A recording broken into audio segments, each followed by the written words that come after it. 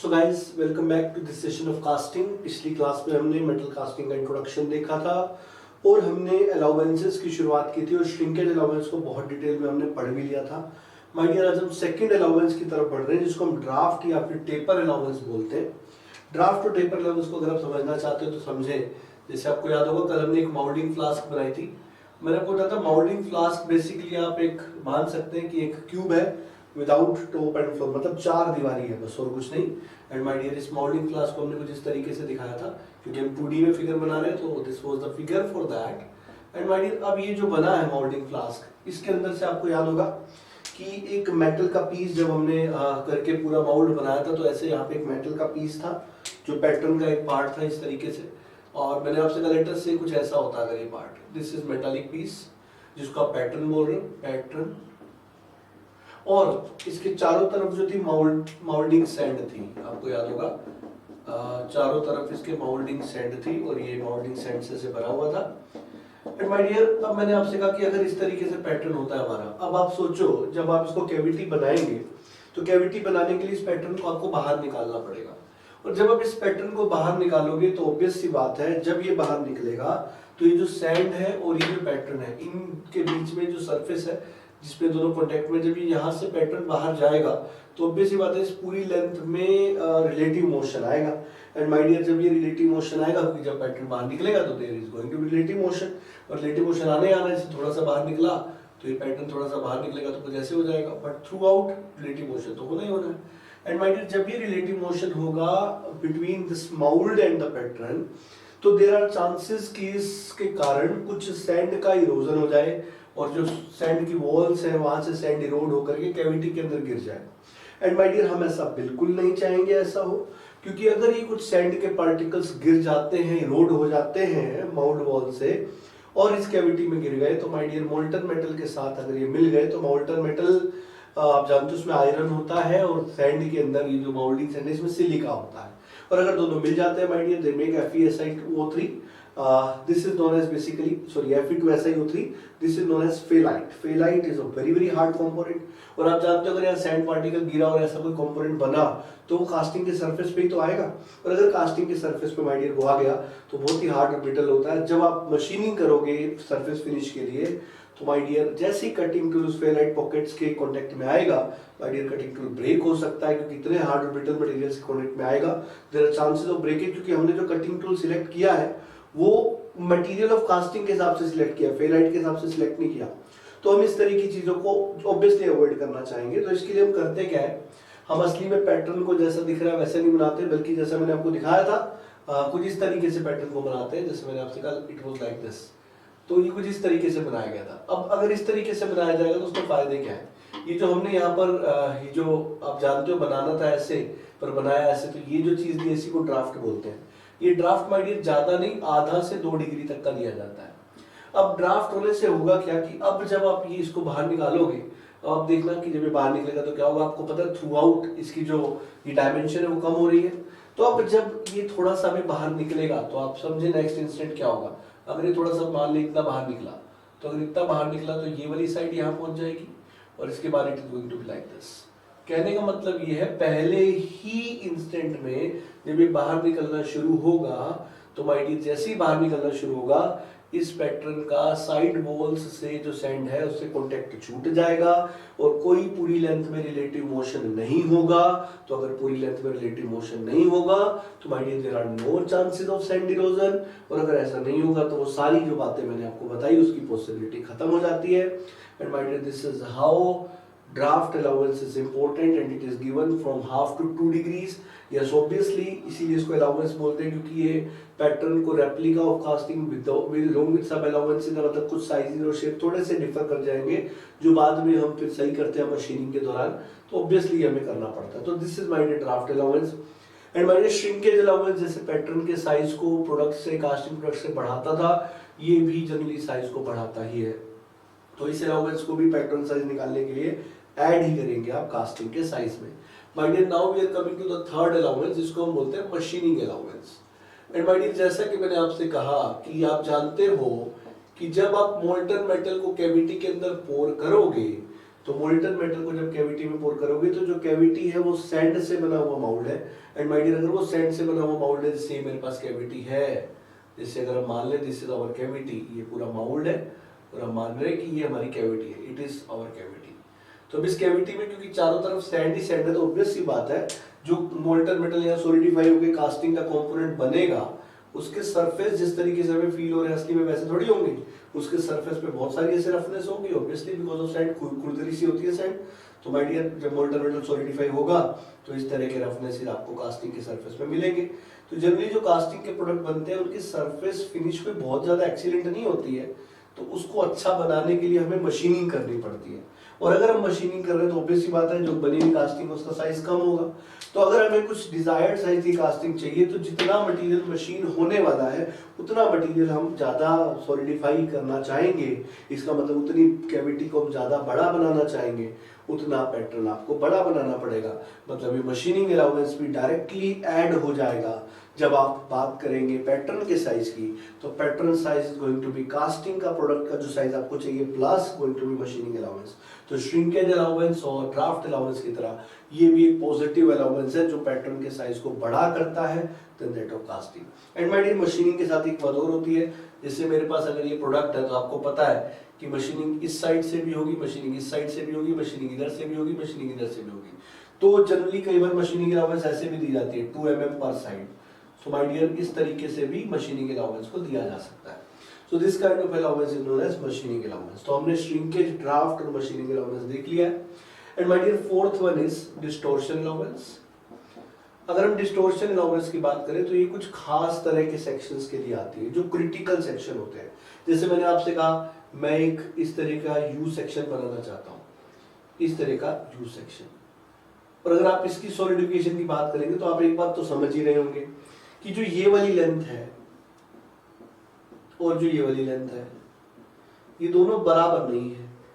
तो ये L जो है माय डियर वो L डैश से बड़ा है।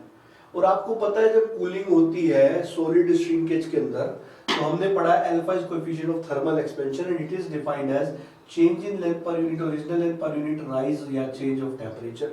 सो माय डियर, यहां से आप डेल्टा निकाल सकते हो L alpha delta T. So अगर delta L alpha delta T है माय डियर, तो जिसकी लेंथ ज्यादा उसका डेल्टा ज्यादा।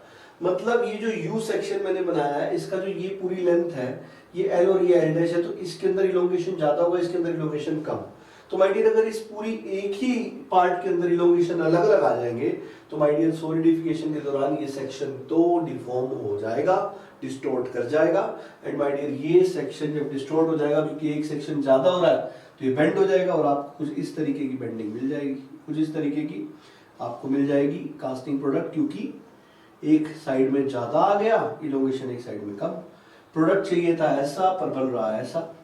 तो माय डियर, ऐसे केसेस के अंदर जहां पे डिस्टॉर्शन अलाउंसेस, जहां पर डिस्टॉर्शन होने के चांस होते हैं, जैसे यू सेक्शन, प्लस सेक्शन, जितने भी ओपन सेक्शंस हैं इस तरीके के, तो ऐसे क्रिटिकल सेक्शंस में हम क्या करते हैं, असली में जैसा प्रोडक्ट चाहिए होता है, जैसे अगर हमें ये प्रोडक्ट चाहिए तो हम इसको थोड़ा सा अपोजिट डायरेक्शन में बेंड बना देते हैं। थोड़ा सा अपोजिट डायरेक्शन में अगर हम बेंड बनाते हैं माय डियर, तो होगा क्या कि अब ये जब सॉलिडिफाई होगा तो हमें ऐसा मिलेगा, क्योंकि ऑब्वियसली बात है ये लेंथ ज्यादा, तो यहाँ ज्यादा श्रिंकेज, ये कम है तो ये कम। तो उस चीज को जब हम कवर करेंगे तो ऑब्वियसली बात है you will be having something like this. मतलब जिस डायरेक्शन में डिस्टॉर्शन होने वाला है उससे अपोजिट डायरेक्शन में डिस्टोर्ट कर दो ताकि हमें फाइनली प्रोडक्ट जो मिले वो ऐसा मिले। माइंड यू, जो मैंने फिगर बनाया सिर्फ कॉन्सेप्चुअल कॉन्सेप्ट समझाने के लिए, हीटिंग कूलिंग ये सारी चीजें आप खुद से देख सकते हैं। मतलब मेरा सिर्फ इतना कहने का मतलब है, अगर एक यू सेक्शन की पॉसिबिलिटी ऐसे होने की है तो ऐसे बना दो, और अगर एक यू सेक्शन की पॉसिबिलिटी ऐसे होने की है तो ऐसे बना दो ताकि वो बने ऐसा। एंड माइंड यू, जब मैं ये बात बोल रहा हूँ तो उसका रीजन भी मैंने आपके सामने रखा है कि जब ये यू सेक्शन है तो इसका यही एक पार्ट में ही लेंथ अलग अलग है, तो लेंथ अगर अलग अलग है तो देयर आर ऑब्वियस चांसेस है माय डियर कि अगर ये लेंथ अलग अलग है तो इनका दोनों का डेल्टा भी अलग अलग होगा। And my dear, this is how distortion allowances are defined. Now my dear, we are coming to the last allowance that is known as rapping allowance. और फिफ्थ वन की अगर हम बात करें, रैपिंग अलाउंस होती है। तो ये जो रैपिंग अलाउंस की अगर मैं बात कर रहा हूँ तो माय डियर, इनके बारे में बात इस तरीके से, जैसे मैंने आपसे कहा ये मेरे पास एक माउल्ड है और ये मेरे पास पैटर्न था। अब मैं जब इस पैटर्न को निकालता हूं तो निकालने का तरीका ये होता है कि एक लकड़ी का हैमर लेते हैं हम, और उस लकड़ी के हैमर से इस पर हैमरिंग की जाती है। जब हम लकड़ी का हैमर लेके इसको हैमरिंग करते हैं तो आसपास की माउल्डिंग सैंड होती है वो पैटर्न से थोड़ा दूरी बना लेती है, क्योंकि तुम पिटाई कर रहे हो हैमर से, तो ये सैंड थोड़ी सी दूर हो जाती है। अब जब सैंड थोड़ी सी दूर हुई तो जो पैटर्न था वो उस पैटर्न से थोड़ी सी ज्यादा बड़ी कैविटी बन जाती है, क्योंकि सैंड पैटर्न का साथ छोड़ देती है। अब जब कैविटी का साइज बढ़ गया तो माय डियर जब आप इसमें मोल्टन मेटल को पोर करोगे तो कास्टिंग का साइज भी तो बढ़ जाएगा। तो माय डियर यहाँ पर कास्टिंग का साइज जो है थोड़ा सा ज्यादा आता है पैटर्न के साइज से। तो इसका मतलब अब तक ये हो रहा था कि पैटर्न जितना रखते थे श्रिंक होकर कास्टिंग छोटी बनती थी, तो इसलिए कास्टिंग जितनी चाहिए उसके हिसाब से पैटर्न को बड़ा बनाना पड़ता था। डिस्टोर्शन में हमने एक्स्ट्रा मटेरियल दिया, ऑब्वियसली साइज बढ़ा पैटर्न का। मशीनिंग में कटिंग होने वाली है तो इसलिए हमें पैटर्न का साइज बढ़ाना पड़ा। Distortion is somehow different, but my dear fifth allowance is going to be negative allowance, क्योंकि यहाँ पर जितना पैटर्न होगा कास्टिंग उससे बड़ी बनने वाली है। तो माय डियर इसीलिए इसको एक नेगेटिव अलाउंस भी कहा जाता है। So rapping allowance is a negative allowance. So my dear अब अगर मैं आपसे बोलूं कि what is going to be pattern size, then you will be writing here that casting size plus shrinkage allowance plus second one is draft allowance plus then machining allowance, then distortion allowance, then wrapping allowance. But yes, wrapping allowance are negative in nature, तो obviously मतलब तो value हम negative put कर देंगे। कहने का मतलब ये है कि पैटर्न जब हम बनाते हैं तो कास्टिंग के साइज के साथ कुछ अलाउंसेस लेनी पड़ती हैं। सारी अलाउंसेस माय डियर मैंने आपके सामने रख दी है। आगे चलकर हम इन टॉपिक्स पे न्यूमेरिकल्स भी देखने वाले हैं। जैसे हमने वेल्डिंग में देखा, यहाँ पर भी न्यूमेरिकल्स बहुत सारे मिलेंगे, बल्कि ज़्यादा ही टाइप्स के मिलेंगे वेल्डिंग से, बट यहाँ थ्योरी भी माय डियर थोड़ी सी ज़्यादा है। तो इसलिए यहाँ पर थ्योरी जो बीच में शुरू का जो पार्ट है, पहले 2-2.5 घंटे जो थ्योरी चलेगी वो थोड़ी सी एक्सट्रीम लेवल की, इसके बाद न्यूमेरिकल थ्योरी की कॉम्बिनेशंस आ जाएंगे, तो थोड़ा सा थ्योरी आपको यहाँ बियर करना पड़ेगा। बट माय डियर मैं बहुत ही लॉजिकल वे में आपको चीज़ें बता रहा हूँ जिससे आपके लिए याद रखना भी आसान होगा, और इससे क्वेश्चन तो आते ही है माय डियर, तो हम छोड़ तो किसी हाल में नहीं सकते। तो इसलिए बहुत ही सीरियसली आप इस चीज़ को लेते हुए चले, और आप लोगों की रिक्वेस्ट के कारण मैंने इस बार नोट्स पहले ही शेयर कर दिए हैं ताकि आपको लिखने में कोई परेशानी नहीं हो। आप नोट्स को सीधा सामने रख करके आप लेक्चर्स देखें, और कोई भी एडिशनल पॉइंट आपको कहीं भी मिलता है उसको ऐड करें, और कोई डाउट है तो आप मुझसे पूछ ही सकते हैं। कुछ स्टूडेंट जैसे रेगुलरली वेल्डिंग पढ़ रहे हैं वो पूछ भी रहे doubts and I am answering them. Yes, but please ask the question personally, note on the group, because group जो मैंने बनाया वो सिर्फ मटेरियल शेयरिंग के लिए। पर्सनली पूछोगे तो बेटर रहेगा, क्योंकि नहीं तो तुम्हारा कोई डाउट होगा that may cause turbulence in others minds also, may be that is not a doubt जो कि होना चाहिए। तो कुछ भी ऐसा अगर है तो आप मुझसे डायरेक्टली पूछें, और ग्रुप पे भी शेयर करेंगे तो I don't have any problem with that depends, अगर आप चाहते तो कर सकते हैं। बट यस, डेफिनेटली डाउट्स साथ नहीं रखने, पूछते रहें। और प्रीवियस ईयर्स क्वेश्चन मैंने मैकेनिकल के शेयर कर दिए थे, P&I के भी कर दिए हैं वेल्डिंग में, और बहुत जल्दी मैं कास्टिंग के भी शेयर कर रहा हूँ। So hope you guys are getting these things. अब बढ़ते हैं आगे। सो गाइस चलिए देखते हैं पैटर्न मटेरियल्स, कौन कौन से मटेरियल्स के पैटर्न बनते हैं। इसके साथ ही आपका स्टेप नंबर 1 कंप्लीट हो जाएगा। Then we will move on to the preparation of mould. So my dear pattern के अंदर जो सबसे पहला मटेरियल यूज होता है वो यूज होता है wood. And my dear wood के साथ अच्छी बात ये होती है कि कोई भी शेप दी जा सकती है। और मैं आपको एक बात और बता देता हूँ कि जैसे हम जो मेटल कटिंग पढ़ते हैं, कन्वेंशनल मशीनिंग का बेसिक प्रिंसिपल होता है कि कटिंग टूल को वर्क पीस से 30% ज्यादा हार्ड होना चाहिए, और अगर ऐसा नहीं है और हम कटिंग करें तो फिर वो नॉन कन्वेंशनल कहलाती है। एंड माय डियर शुरू में अगर हम बात करें, हाई कार्बन स्टील के कटिंग टूल हुआ करते हैं वुड के वर्क पीसेस, क्योंकि माय डियर वुड से ज्यादा हार्ड होता है हाई कार्बन स्टील। फिर बाद में हाई कार्बन स्टील के वर्क पीस आए तो हाई स्पीड स्टील के टूल, फिर हाई स्पीड स्टील के वर्क पीस आए तो उसके बाद कार्बाइड सिरामिक इन सब के टूल। तो ऐसे हार्डनेस बढ़ती चली जाती है। सो माय डियर अब अगर हम बात करें वुड के साथ अच्छी बात है आप कोई भी शेप और कोई भी साइज दे सकते हो, किसी भी तरह की शेप और साइज दे सकते हो, कि कटिंग करना किसी भी तरीके से बहुत आसान होता है वुड को। एंड माय डियर वुड के साथ अगर हम बात करें तो वुड के साथ ये एडवांटेज है कि वो हल्का होता है, लाइट इन वेट होता है। तो माय डियर एक तो हल्का है, दूसरा कोई भी शेप और साइज दे सकते हो, ये वुड के एडवांटेजेस है। डिसएडवांटेजेस माय डियर ये पानी सोख लेता है तो इसमें स्वेल कर जाता है, ये डिसएडवांटेज है। इसके अलावा माय डियर इसकी स्ट्रेंथ भी कम होती है, तो ये डिसएडवांटेजेस भी है। तो हम अगर चाहें तो वुड को पेंट करके पहले डिसएडवांटेज के ऊपर जीत पा सकते हैं, मतलब उसको हम अवॉइड कर सकते हैं। और वुड को सबसे अच्छी बात यह है कि कोई भी शेप और साइज दिया जा सकता है, इसलिए मास्टर पैटर्न हमेशा वुड के बनते हैं। अभी मास्टर पैटर्न क्या होता है आप जानते हो, अगर एक पैटर्न से हमें कास्टिंग बना रहे हैं तो माय डियर जनरली एक होता है मास्टर पैटर्न, तो मास्टर पैटर्न जो है वो हम बना देते हैं वुड का। अब मास्टर पैटर्न से कैविटीज बनेगी और इस मास्टर पैटर्न की हेल्प से हम बनाते हैं पैटर्न्स। ऑब्वियस सी बात है ये जो पैटर्न्स हम बनाएंगे ये जनरली मेटल्स के बना रहे हैं, क्योंकि मास प्रोडक्शन के लिए हमें ऐसे चाहिए जिनकी स्ट्रेंथ बहुत ज्यादा हो, मतलब एक ही पैटर्न से कई कास्टिंग हो जाए, तो उसकी स्ट्रेंथ को अच्छा करने के लिए हम मेटल्स की जनरली बना देते हैं। बट जब आप मास्टर पैटर्न वुड का लोगे और वुड से कैविटी तैयार करोगे और उसमें मेटल डालोगे तो श्रिंकेज अलाउंस होगी, तो फर्स्ट श्रिंकेज से आपको मिलेगा पैटर्न। अब माय डियर पैटर्न से जब आप बनाओगे फाइनल कास्टिंग प्रोडक्ट, तो एक बार फिर से अब मेटल का ही प्रोडक्ट होगा और एक बार फिर से सेकंड स्टेज ऑफ श्रिंकेज मतलब सेकंड श्रिंकेज होगी। तो माय डियर कई बार आपसे पूछ भी लिया जाता है कि जब मास्टर पैटर्न वुड के बनते हैं तो उसमें क्या होता है, तो उसमें डबल श्रिंकेज अलाउंस लगती है फाइनल प्रोडक्ट तक पहुंचने में। अब माय डियर ये तो था वुड। सेकंड जो मटेरियल है जो हम यूज कर सकते हैं पैटर्न के लिए वो है मेटल। मेटल के साथ माय डियर अच्छी बात ये होती है कि स्ट्रेंथ तो होती है, एंड माय डियर वुड था ससेप्टेबल टू मॉइस्चर, तो यहाँ पर भी दिक्कत होती है उतनी नहीं जितनी वुड के साथ, फैलता नहीं है फूलता नहीं है, बट कोरोजन जैसी दिक्कतें ना हो, इसलिए जो बेस्ट प्रोमाइजिंग मटेरियल है वो एल्यूमिनियम है और या फिर वुड के ऊपर मेटल की कोटिंग्स है। तो माय डियर इस तरीके से मेटल के भी कुछ एडवांटेज है और कुछ डिसएडवांटेज है। एंड माय डियर मेटल के बाद अगर हम थर्ड मटेरियल देखें, third material is my dear this is rubber. Rubber की अगर हम बात करें तो रबर या फिर रबर से पहले मैं बताना चाहूंगा लेटर से प्लास्टिक।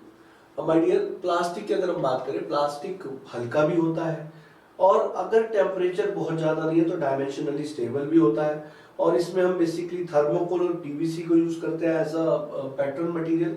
तो बहुत सारे फायदे हैं, हल्का होना, मॉइस्चर के ससेप्टेबल नहीं है ये वुड की तरह, एंड माय डियर स्ट्रेंथ भी ठीक ठाक ही होती है। एंड माय डियर दूसरी बात जैसा मैंने आपसे बोला कि जो प्लास्टिक है उसमें पीवीसी या थर्मोकोल यूज करते हैं, डायमेंशनली स्टेबल भी है अगर आप बहुत ज्यादा टेम्परेचर पे काम नहीं कर रहे हो तो। माय डियर प्लास्टिक के बाद जो नेक्स्ट मटेरियल है दैट इज वैक्स। वैक्स मोम को बोलते हैं और ये एक स्पेशल तरह की कास्टिंग में यूज होता है, इसको नॉन कन्वेंशनल कास्टिंग बोलते हैं, इसको बोलते हैं लोस्ट वैक्स टेक्निक। और माय डियर इसका दूसरा नाम है इन्वेस्टमेंट कास्टिंग। तो इन्वेस्टमेंट कास्टिंग वाला पार्ट मैं अभी डिटेल में नहीं जा रहा हूँ क्योंकि हम नॉन कन्वेंशनल कास्टिंग में इसको बहुत डिटेल में पढ़ेंगे। तो इन्वेस्टमेंट कास्टिंग में वैक्स को as a pattern material use करते हैं, कैसे क्यों वो सब देखेंगे। पर वैक्स का यूज तब होता है जब हमें एक्सीलेंट सरफेस फिनिश चाहिए होती है। When we need excellent surface finish, we go for wax, my dear. And my dear, पांचवा जो मटेरियल है वो है बेसिकली रबर। रबर एक बहुत ही अच्छा प्रोमाइजिंग मटेरियल है, स्ट्रेंथ वाइज अच्छा है, इसके साथ ही हल्का भी होता है, इसके साथ ही इसमें ना तो कोरोजन का दिक्कत है, ना ही ऐसी कोई प्रॉब्लम है, डायमेंशनली भी स्टेबल है, एंड माय डियर सब कुछ अच्छा है। बट रबर के साथ एक छोटी सी दिक्कत है कि रबर सेल्फ वेट के कारण भी डिफॉर्म हो सकता है।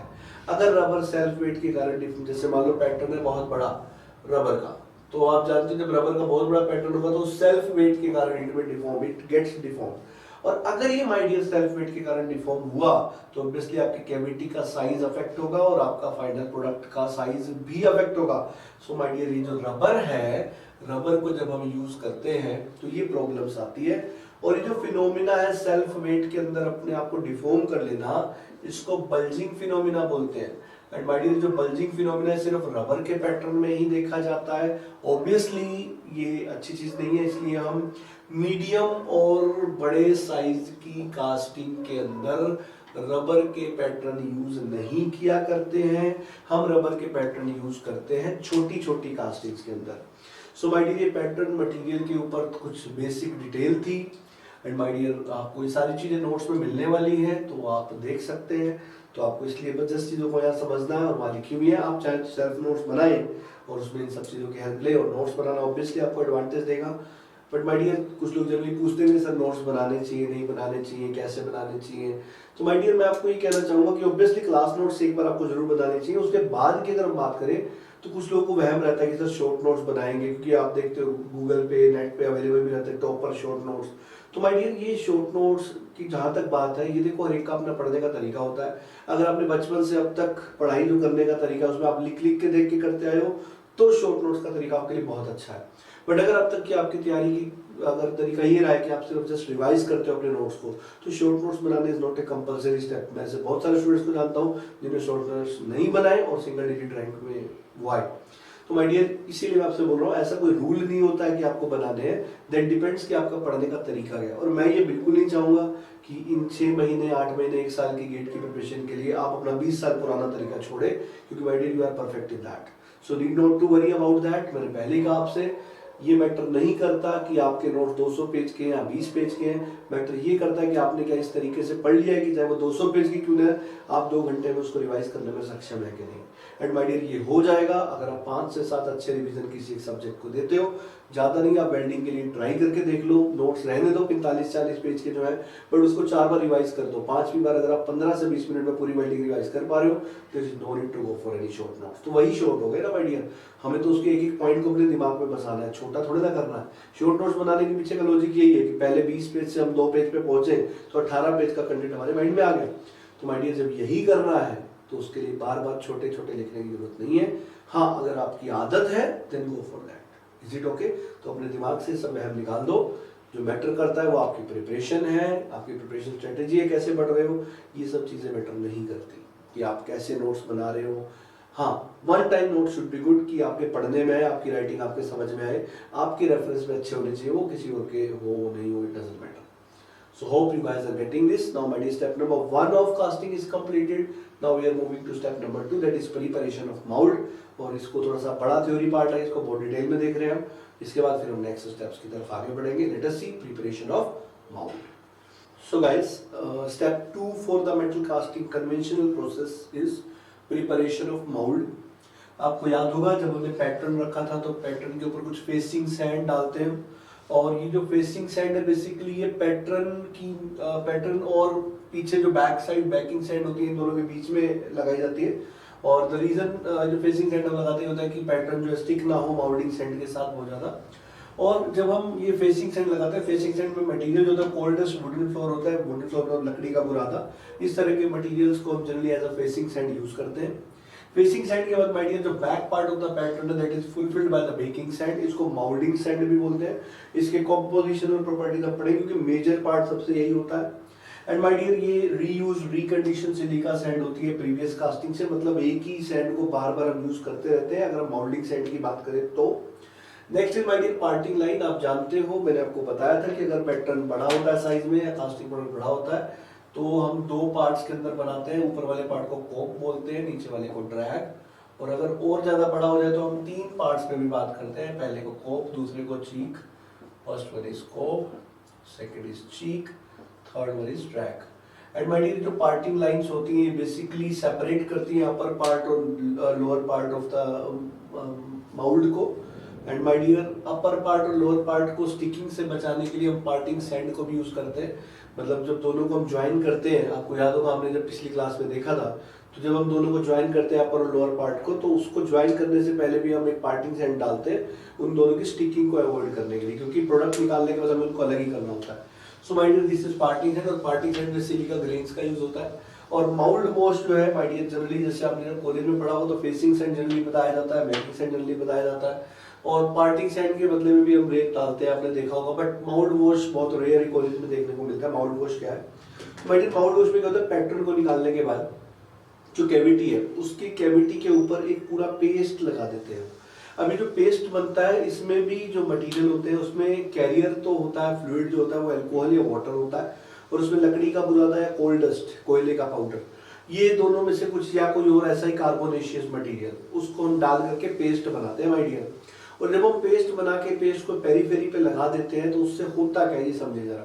हम पेरीफेरी पे लगा देंगे तो इससे बहुत सारे बेनिफिट होते हैं। एक तो जब मोल्टन मेटल आता है, मोल्टन मेटल का माउल्ड सैंड के साथ डायरेक्ट इंटरेक्शन नहीं होता। दूसरी चीज ये भी है माय डियर कि मोल्टन मेटल जो है पेनिट्रेट नहीं कर पाता माउल्डिंग सैंड के अंदर। एंड माय डियर, ये जो फेसिंग सैंड है, माउल्ड वॉश, ये जो भी चीजें हमने लगाई, जैसे ही मोल्टन मेटल इनके कांटेक्ट में आती है तो मोल्टन मेटल का टेम्परेचर जो होता है, मेल्टिंग पॉइंट टेम्परेचर है उससे ज्यादा, जिस पे वो डिग्री ऑफ सुपरहीट के साथ आती है, वो इन मटेरियल्स के इवेपोरेशन टेम्परेचर से कहीं ज्यादा होता है। तो ये जो चीज़ें हैं, चाहे वो फेसिंग सैंड हो, चाहे वो माउल्ड वॉश हो, वो सीधी की सीधी गैस में कन्वर्ट हो जाती है। एंड माय डियर, जब ये चीज़ें गैस में कन्वर्ट हो जाती है तो गैस में कन्वर्ट हो करके ये मोल्टन मेटल ड्यूरिंग सॉलिडिफिकेशन जब होता है, मोल्टन मेटल और कैविटी के बीच में एक स्पेस ले आती है, क्योंकि यहाँ पे जो चीज़ थी वो बर्न होगी, गैस बन गई, तो इन दोनों के बीच में एक हल्का सा गैप आ जाता है। अब इस गैप का फायदा सुनिए क्या होता है। अगर सोचो ये फेसिंग सैंड या माउल्ड वॉश हमने नहीं लगाया होता तो जो मोल्टन मेटल है वो सीधी कॉन्टेक्ट में होती है माउल्डिंग सैंड के। आपको पता है कि माउल्डिंग सैंड तो सीधी ऐसे मतलब एक वॉल बनी हुई है, और मोल्टन मेटल आपको पता है ये तीनों स्टेज की तरह से श्रिंक होगा, और जब ये श्रिंक होगा तो आपको पता है अगर ये मोल्टन मेटल श्रिंक होगा, पहले लिक्विड श्रिंकेज में, फिर सॉलिडिफिकेशन श्रिंकेज में और फिर सॉलिड श्रिंकेज में, अगर ये डायरेक्ट कांटेक्ट में रहा माउल्ड वॉल के, तो माउल्ड वॉल इसके कॉन्ट्रैक्शन या श्रिंकेज में ऑब्वियसली एक फ्रिक्शनल रेजिस्टेंस देगी, जिसके कारण अगर वो फ्रिक्शनल रेजिस्टेंस एक लिमिट से ज्यादा होता है, चांसेस होते हैं कि आपके कास्टिंग प्रोडक्ट के सरफेस के ऊपर कुछ क्रैक्स आ जाए माय डियर। तो अगर हम इन क्रैक्स को अवॉइड करना चाहते हैं और अगर हम चाहते हैं कि इस तरह की चीजें नहीं हो, तो फेसिंग सैंड और माउल्ड वॉश हम जरूर लगाएं, क्योंकि फेसिंग सैंड और माउल्ड वॉश जो है ये इन दोनों के बीच में एक स्पेस क्रिएट करता है। उस स्पेस के कारण अब जब मोल्टन मेटल श्रिंक होती है तो जो ये जो वॉल है माउल्ड की, वो कोई भी रेजिस्टेंस नहीं दे पाती है, जिसके कारण सरफेसेस पे क्रैक आने से बच जाते हैं। सो माय डियर, इसको हम माउल्ड वॉश बोलते हैं। तो इस तरीके से प्रिपरेशन ऑफ माउल्ड में हमने facing sand, baking sand, parting line, parting sand, parting line is the line जो ऊपर और लोअर पार्ट को अलग या सेपरेट करती है। सो माय डियर, ये कुछ बेसिक चीजें हमने सीखी है अभी। अब हम बेसिकली देखने वाले हैं जो बेकिंग सैंड, इसकी कॉम्पोजिशन क्या क्या होते हैं। इसके बाद बेकिंग सैंड की बहुत सारी प्रॉपर्टीज पे डिस्कशन होगा, और वहां पर परमेबिलिटी नंबर पे न्यूमेरिकल्स भी आते हैं, तो वो भी हम देखने वाले हैं। तो my dear, one by one हम सारी चीजों को कवर करेंगे। अब हम बेकिंग सैंड के कॉम्पोजिशन देखते हैं, फिर उसकी प्रॉपर्टीज देखेंगे। चलिए देखते हैं। चलिए तो हम देखते हैं types of moulding sand. Types of moulding sand. My dear, सबसे पहला है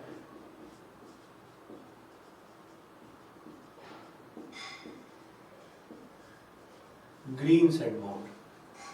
माय डियर, जो ग्रीन सैंड माउल्ड होता है, इसमें अगर हम बात करें तो अराउंड 60 to 70% सिलिका सैंड होती है, अराउंड 20% क्ले होती है, 6 to 8% वाटर कंटेंट होता है, and my dear 1 to 2% additives होते हैं। तो ये कॉम्पोजिशन है ग्रीन सैंड माउल्ड का। यहाँ पर green refers to water content, तो माय डियर ग्रीन यहाँ पर वाटर कंटेंट को रेफर करता है, और माय डियर 6 से 8% वाटर कंटेंट है। और ये क्यों होता है, कैसी प्रॉपर्टी, वो सब देखेंगे। ग्रीन सैंड माउल्ड में जो मेजर कंटेंट है वो 60 to 70% 20% इज क्ले, और क्ले जो है वो बॉन्डिंग एजेंट का काम करता है सिलिका सैंड के लिए, और वाटर कंटेंट जो है वो इसकी कुछ प्रॉपर्टीज को इंप्रूव करने के लिए, इससे परमिएबिलिटी ऐसी प्रॉपर्टी क्या होती है हम देखेंगे। एंड माय डियर, एडिटिव्स कुछ और प्रॉपर्टीज को इंप्रूव कर रहे हो, जिससे मोल्डिंग सैंड में कुछ प्रॉपर्टी होती है, रिफ्रैक्टिवनेस, स्ट्रेंथ, हार्डनेस, इन सब चीजों के लिए एडिटिव्स को ऐड किया जाता है। Green sand mould by dear पानी होने की वजह से इसकी स्ट्रेंथ बहुत कम होती है, इसलिए छोटे साइज की कास्टिंग के लिए यूज किया जाता है, और this is basically green sand mould. और इसी के बाद जो सेकंड सैंड माउल्ड आता है उसको बोलते हैं ड्राई सैंड माउल्ड। तो माय डियर, अगर हम ड्राई सैंड माउल्ड की बात कर रहे हैं तो इसी ग्रीन सैंड माउल्ड को 150 से 350 डिग्री सेल्सियस पर ओवन में रख दो 8 से 48 घंटे के लिए। 150 से 350 डिग्री सेल्सियस पर 8 से 48 घंटे के लिए इसको रख दो। तो माय डियर, ऐसा करने पर जो हमें मिलेगा उसको हम ड्राई सैंड माउल्ड बोलते हैं। और ड्राई सैंड माउल्ड जब ग्रीन सैंड माउल्ड से हमें मिलता है माय डियर, तो उस समय पर ऑब्वियसली ड्राई होने से पानी उसका कंटेंट उड़ जाता है, तो उसकी स्ट्रेंथ को मतलब ग्रीन नहीं बोलते, green refers to the water content, तो इसकी स्ट्रेंथ को हम ड्राई स्ट्रेंथ बोलते हैं। तो वाटर कंटेंट उड़ जाने की वजह से स्ट्रेंथ तो बढ़ ही जाती है, और ऑब्वियसली अच्छी परमेबिलिटी भी होगी, क्योंकि पानी उड़ गया तो उसकी जगह खाली होगी। तो परमेबिलिटी क्या होती है बाद में देखने वाले हैं, बट अभी के लिए समझे कि इसकी स्ट्रेंथ को ड्राई स्ट्रेंथ बोला जाता है। और क्योंकि इसकी स्ट्रेंथ जो है ग्रीन सैंड माउल्ड से अच्छी होती है, तो इसको हम मीडियम और बड़े साइज की कास्टिंग के लिए यूज कर सकते हैं। But at the same time my dear, जो ड्राई सैंड माउल्ड है इसमें एक चीज और ध्यान रखने वाली है कि इसका साइकिल टाइम बहुत ज्यादा है, क्योंकि इसी माउल्ड को 8 से 48 घंटे अगर आप रख रहे हो ओवन के अंदर, तो ऑब्वियस है कि जो ड्राई सैंड माउल्ड है उसका साइकिल टाइम बढ़ जाएगा। so it is known as dry sand mold. My dear, the third one is loam sand mold. ये सिर्फ ग्रे कास्ट आयरन की कास्टिंग के लिए यूज करते हैं, इसमें 50% सिल्ट क्ले होता है, 50% सिल्ट क्ले इसके अंदर होता है, and my dear at the same time we know 50% is the silica sand. तो ये लोम सैंड माउल्ड है। Fourth one is CO2 moulding. My dear ये जो है ना बहुत ही स्पेशल टाइप की माउल्डिंग है। इसमें हम क्या करते हैं, आप जानते हो जनरली क्योंकि सिलिका सैंड के कॉन्फ़िगरेशन या कॉम्पोजिशन में Na2SiO3 होता है, हम क्या करते हैं इसमें से CO2 पास कर देते हैं। CO2 पास करते ही हमें मिल जाता है Na2CO3 plus SiO2। And my dear जो सोडियम कार्बोनेट है ये बहुत ही हार्ड मटेरियल होता है, तो इससे जो हमें मिलने वाला सैंड माउंट होता है उसकी हार्डनेस गजब की होती है, बहुत ज्यादा होती है। अब प्रश्न ये कि इतनी ज्यादा हार्डनेस की जरूरत क्या होती है, तो माय डियर ये यूज होता है बेसिकली कोर्स बनाने में। अब प्रश्न ये कोर क्या है। सो माय डियर जैसे आप जानते हो कि किसी भी मटेरियल के अंदर कंपोनेंट के अंदर होल प्रोड्यूस करना इज नोन एज ड्रिलिंग। तो उस होल को अगर हम प्रोड्यूस कर रहे हैं कास्टिंग के अंदर तो इसको कोर ड्रिलिंग बोलते हैं, या फिर कोर से हम होल प्रोड्यूस करते हैं। कोर क्या होती है बेसिकली देखते हैं। जैसे मान लो हम कुछ इस तरह की, जैसे मैं आपके सामने रख रहा हूँ, एक होलो कास्टिंग आप चाहते हैं, इस तरह की होलो कास्टिंग लेटर से, ये सिलिंड्रिकल कास्टिंग है और इस तरह की होलो कास्टिंग आप चाहते हैं, बिल्कुल ऐसे। तो मैंने आपसे कहा कि सॉलिड बनाने में तो कुछ सोचना ही नहीं था, ऐसी सिलिंड्रिकल कैविटी बनाओ, ऊपर से मोल्टन मेटल पोर कर दो, मोल्टन मेटल उसको सॉलिड बना देगी। पर अगर आप इसको होलो बनाना चाहते हो तो हम क्या करेंगे, वो मैं आपके सामने रख रहा हूँ माय डियर, किस तरीके से बनेगा। जैसे मैंने आपसे कहा ये मेरे पास एक माउल्ड था और ये पार्टिंग लाइन थी और इस तरीके की ये सिलिंड्रिकल कैविटी थी। अब ऑब्वियस सी बात है मैं 2D में सिलेंडर नहीं दिखा सकता हूँ, बट आप ऐसे एज्यूम कर सकते हैं कि ऐसे सिलिंड्रिकल कैविटी है और ये यहाँ पर स्प्रू है मोल्टन मेटल के इंटेक के लिए, और ये है यहाँ पर राइजर, जिसको देख के पता लगेगा कि ये तो मोल्टन मेटल देगा ही देगा, दूसरा इसको देख के पता लगता है कैविटी फुल हुई कि नहीं। तो मोल्टन मेटल यहाँ से आएगी, ये फुल हो जाएगा और जब ये फुल होगा सॉलिडिफाई होकर हमें सिलेंडर मिल जाएगा, राइजर और स्प्रू को अलग कर देंगे अगर हमें सॉलिड बनाना होता तो। बट माय डियर सोचो इसी के अंदर हम जो चाहते हैं वो होलो चाहते हैं, और अगर हम होलो सिलेंडर चाहते हैं तो क्या होगा, ये कैविटी तो ऐसे तैयार हो जाएगी, उसमें कुछ सोचना नहीं है, ये स्प्रू और ये राइजर भी लग जाएंगे।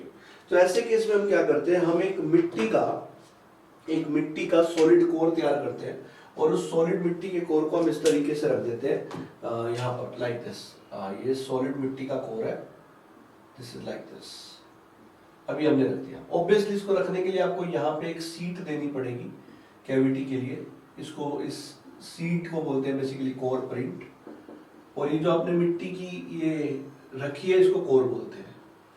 अब होगा ये माय डियर, जैसे ही ऊपर से मोल्टन मेटल आएगी तो मोल्टन मेटल से नीचे से भरना जरूर शुरू करेगी कैविटी को, पर जहां जहां कोर है वहां तो वो जा नहीं पाएगी, तो जहां कोर नहीं है उसको फुलफिल कर देगी। पर आप जानते हो ऐसी कंडीशंस में ये जो मोल्टन मेटल है कोर को ऊपर की तरफ एक बॉयंसी फोर्स लगाएगी और कोर एक वेट नीचे की तरफ लगा रही होगी। तो कोर दो फोर्सेस के अंडर है, एक तो वेट और एक है बॉयंसी फोर्स।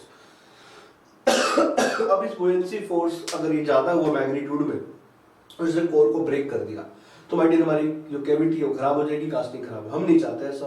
तो कोर की हार्डनेस को बढ़ाने के लिए हम CO2 माउल्डिंग से इस कोर को बनाते हैं। एंड माय डियर जो CO2 माउल्डिंग प्रोसेस है, इससे करके जो माउल्ड बनता है उसी मिट्टी को यूज करके, उसी कॉम्पोजिशन को यूज करके हम ये कोर्स बनाते हैं सैंड की। ये कोर्स बहुत ही हार्ड होती है, स्ट्रेंथ होती है इनके अंदर बहुत ज्यादा, ताकि ये बॉयंसी फोर्सेस को झेल जाए। And my dear this is how the cores are made. तो कोर बनाने का पर्पस होता है होलो कास्टिंग बनाना, ये मैंने आपके सामने बहुत डिटेल में रख दिया है। और ये इस तरह के सारे होते हैं माउल्डिंग सैंड्स। अब इन माउल्डिंग सैंड्स की हम प्रॉपर्टीज देखेंगे एक एक करके, और उन पर कुछ टेस्ट होते हैं, उनके न्यूमेरिकल्स आते हैं। जैसा मैंने कहा थोड़ा सा थ्योरी है और हम धीरे धीरे चल रहे हैं, ताकि आप जो आपके साथ साथ और सब्जेक्ट्स चल रहे हैं उसको भी आप साथ साथ कंटिन्यू करें, और जो आप पढ़ चुके हैं उसको भी रिवाइज कर सकें। तो बहुत ज़्यादा लोड लेने की वजह जितना आप कर रहे हैं सेशन वो, प्लस में प्रीवियस ईयर्स के क्वेश्चंस की प्रैक्टिस, और जो टॉपिक्स हो चुके हैं साथ साथ उस पर काम करें, you will be able to solve each and everything. और इस समय के हिसाब से अगर आप ऐसे करते हैं तो प्रिपरेशन बहुत अच्छी हो जाएगी। So no need to be worry about that. So देखते हैं इसके बाद जो प्रॉपर्टीज होती है क्या क्या होती है। Let's move. तो hope these things are very very clear to you. तो ग्रीन सैंड माउल्ड की green strength, dry strength, this is for grey cast iron, this is for core making. Hope you guys are getting. चलिए देखते हैं।